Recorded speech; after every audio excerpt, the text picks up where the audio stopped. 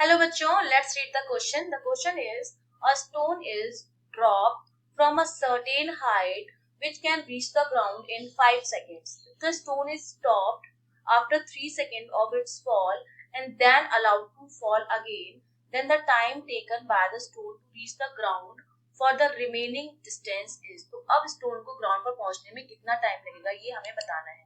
तो देखिए इस क्वेश्चन को सॉल्व करने के लिए हमारा जो की कॉन्सेप्ट रहेगा, सबसे पहली बात तो हमें पता होना चाहिए वर्टिकल मोशन के बारे में, या तो वो अपवर्ड डायरेक्शन होगा या डाउनवर्ड डायरेक्शन होगा.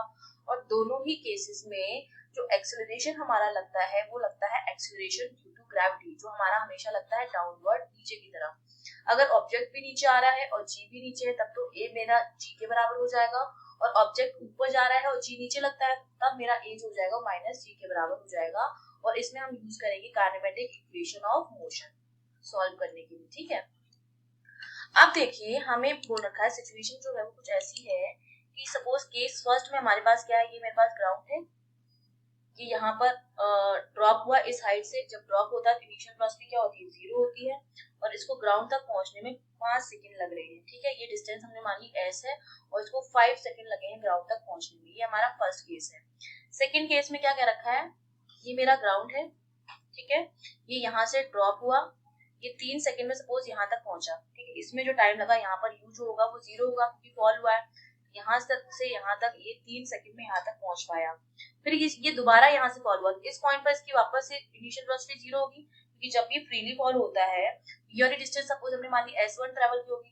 फिर ये वापस यहाँ से फ्री फॉल हुआ, फिर ये ग्राउंड पर आया, इसमें हमने मान लिया कि इसको लगा होगा t सेकंड, और ये जो डिस्टेंस ट्रेवल की है ये वाली जो डिस्टेंस s1 थी तो ये वाली हमने मान ली कि ये वाली जो डिस्टेंस ट्रेवल की वो हमने मान ली s2 है. ये हमारा केस सेकंड हो गया. तो सबसे पहले मैं बात करूंगी केस फर्स्ट की. केस फर्स्ट के लिए जब मैं s निकालूंगी, s फर्स्ट हमारा क्या होता है ut plus half A T square, ut plus half A T square.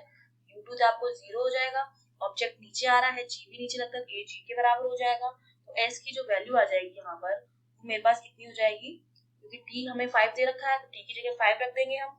ये हो जाएगा 25g/2. ये मेरे पास s की वैल्यू आ गई फर्स्ट केस से.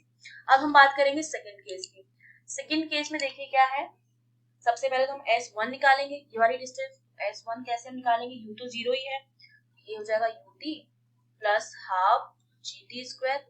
ठीक है, यहाँ पर भी a की जगह g ही आएगा, ut तो हमारा 0 हो जाएगा s1 के लिए, और gt की t की जगह t लिखना है क्योंकि उसमें हमने मान लिया t की जगह 3 सेकंड लिखना है. तो ये हमारा किसके बराबर हो जाएगा, ये बराबर हो जाएगा s1 वाला 9g/2. इसमें t की वैल्यू जो मैंने कितनी रखी है 3 सेकंड रखी है. ठीक है, ये आ गया s1 की वैल्यू. सिमिलरली s2 निकालूंगी, ut तो 0 ही आएगा, तो ये बचेगा हाफ gt स्क्वायर के बराबर. तो हाफ gt स्क्वायर मतलब gt स्क्वायर/2, क्योंकि इसमें हमने टाइम क्या लिया है, t सेकंड दिया है. अब दोनों का जो सम है वो मुझे पता है किसके बराबर है, s के बराबर है. मतलब जो मेरा s है वो s1 प्लस s2 के क्या है, बराबर है. s की वैल्यू हमने कितनी निकाली थी 25/2g.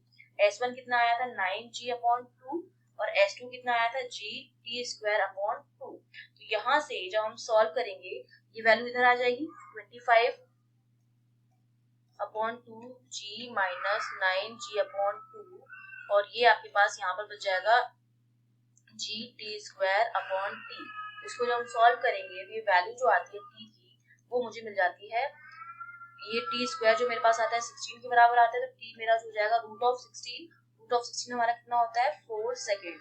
तो जो t मुझे मिल गया वो कितना आ गया है 4 सेकंड. 4 सेकंड में वो जो है वो रिमेनिंग डिस्टेंस को ट्रेवल करेगा. तो हमारा आंसर क्या हो गया, आंसर हो गया ऑप्शन सी. और टोटल टाइम कितना लगेगा, ऊपर का 3 प्लस नीचे का 4, 7 सेकंड. पहले वो ट्रेवल कर रहा था 5 सेकंड में, अब ट्रेवल कर रहा है 7 सेकंड में. तो C option is correct. I hope you understood well. All the best.